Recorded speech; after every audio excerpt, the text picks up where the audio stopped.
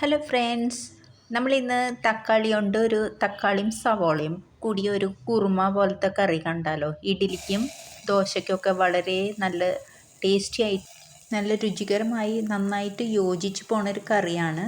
നമുക്ക് നോക്കാം. ഒരു പാൻ എടുത്തിട്ടുണ്ട്, അതിൽ ഒരു സ്പൂണ് വെളിച്ചെണ്ണ ഒഴിച്ചിട്ടുണ്ട്, ഒരു സവോള നുറുക്കിയത്, പിന്നെ ചെറിയ കഷ്ണം പട്ട, 1/4 സ്പൂണ് മഞ്ഞൾ, 1/2 സ്പൂണ് മുളക് പൊടി ഒക്കെ കൂടിയിട്ട് നന്നായി വഴറ്റുന്നുണ്ട്.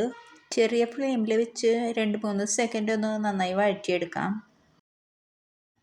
കുറച്ച് നാളികേരം എടുത്തിട്ടുണ്ട്, 1 സ്പൂൺ പെരിഞ്ജീരകം, അത് അരച്ചെടുക്കാനാണ്. നന്നായി പേസ്റ്റായി അരച്ചെടുക്കാം. ഈ സവോളയിലോട്ട് ഒരു തക്കാളി ചെറുതായി അരിഞ്ഞ് ചേർക്കാം. കുറച്ച് ഉപ്പും കൂടി ചേർത്ത് നന്നായി വഴറ്റി കൊടുക്കാം.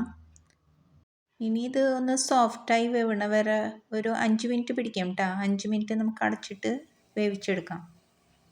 നമ്മുടെ ഈ നാളികേരം പെരിഞ്ജീരകം കൂടി അരച്ചത് ചേർക്കാനുള്ള സമയമായിട്ടുണ്ട്. അത് ചേർത്ത് കൊടുക്കാം. നന്നായി ഒന്ന് ഇളക്കിയതിന് ശേഷം നമുക്ക് കുറച്ച് ഗരം മസാല പൊടിയാണ്, അത് ഇതിലോട്ട് ചേർത്ത് കൊടുക്കാം.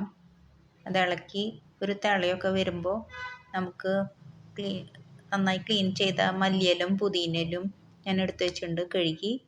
അത് ചെറുതായിട്ട് അരിഞ്ഞ് ഇതിലോട്ട് ചേർക്കാം. നമ്മുടെ വെജിറ്റബിൾ ഇല്ലാത്ത സ്പെഷ്യൽ കുറുമക്കറി റെഡിയായി. ഇത് എല്ലാത്തിൻ്റെ കൂടെ നന്നായി യോജിച്ച് പോണതാണ്. ഇഷ്ടമായാൽ എല്ലാവരും ഈ റെസിപ്പി ഒന്ന് ഷുവറായിട്ടും ട്രൈ ചെയ്യണം. എല്ലാവരുടെയും സപ്പോർട്ട് നമുക്ക് നല്ല ആവശ്യമാണ്. നമ്മൾ ചാനലൊന്ന് കണ്ട് എല്ലാവരും സപ്പോർട്ട് ആൻഡ് സബ്സ്ക്രൈബ് ചെയ്യണം.